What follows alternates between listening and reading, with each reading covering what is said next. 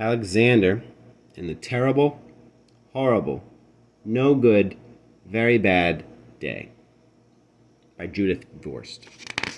Illustrated by Ray Cruz.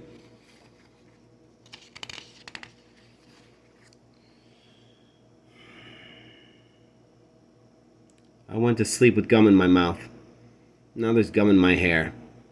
When I get out of bed this morning, I tripped on the skateboard, and by mistake, I dropped my sweater in the sink while the water was running, and I could tell it was going to be a terrible, horrible, no good, very bad day.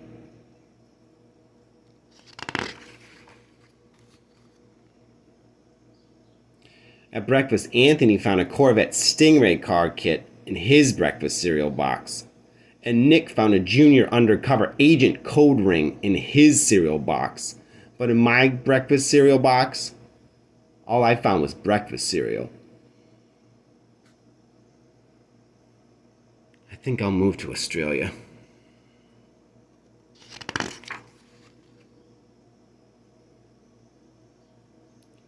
In the carpool, Mrs. Gibson let Becky have a seat by the window.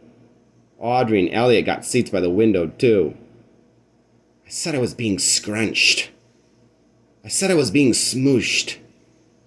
I said, if I don't get a seat by the window, I'm going to be carsick. No one even answered. I could tell it was going to be a terrible, horrible, no good, very bad day.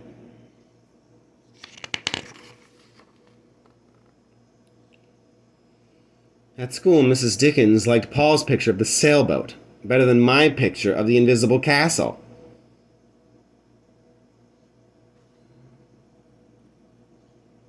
At singing time, she said I sang too loud. At counting time, she said I left out 16. Who needs 16? I could tell. It's going to be a terrible, horrible, no good, very bad day.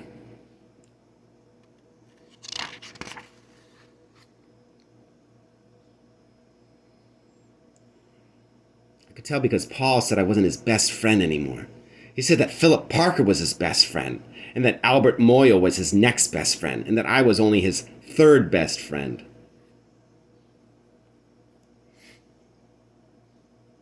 I hope you sit on a tack, I said to Paul. I hope the next time you get a double-decker, a strawberry ice cream cone, the ice cream part falls off the cone part and lands in Australia.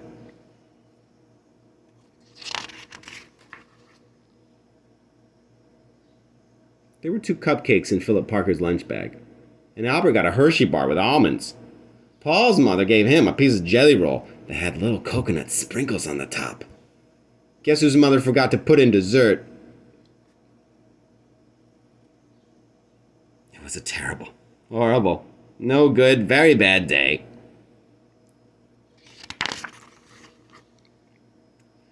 That's what it was, because after school my mom took us all to the dentist, and Dr. Fields found a cavity just in me. Come back next week and I'll fix it, said Dr. Fields. Next week, I said, I'm going to Australia.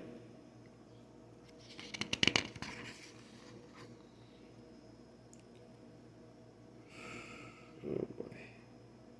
On the way downstairs, the elevator door closed on my foot, and while we were waiting for my mom to go to get the car, Anthony made me fall where it was muddy, and then when I started crying because of the mud, Nick said I was a crybaby. And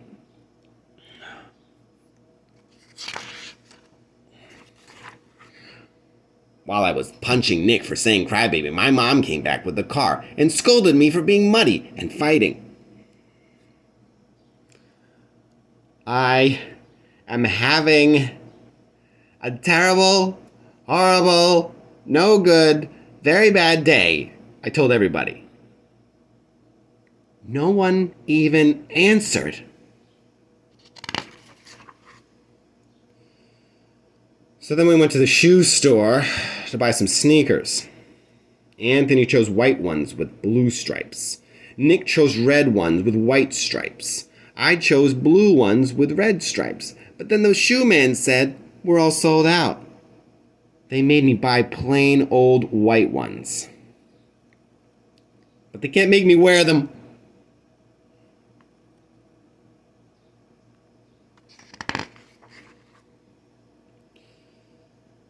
When we picked up my dad at his office, he said I couldn't play with his copying machine, but I forgot. He also said to watch out for the books on his desk, and I was careful as could be, except for my elbow. He also said don't fool around with his phone, but I think I called Australia. My dad said, please don't pick him up anymore. It was a terrible, horrible, no good, very bad day.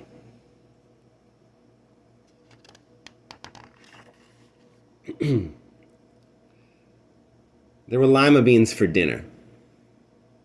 I hate lima beans.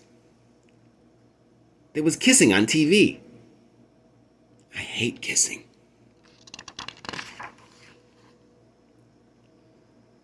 My bath was too hot, I got soap in my eyes, and my marble went down the drain. I had to wear my railroad train pajamas. I hate my railroad train pajamas.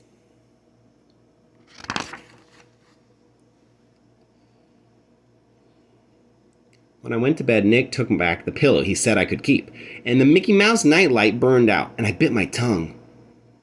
The cat wants to sleep with Anthony, not with me. It has been a terrible, horrible, no good, very bad day. My mom says some days are like that.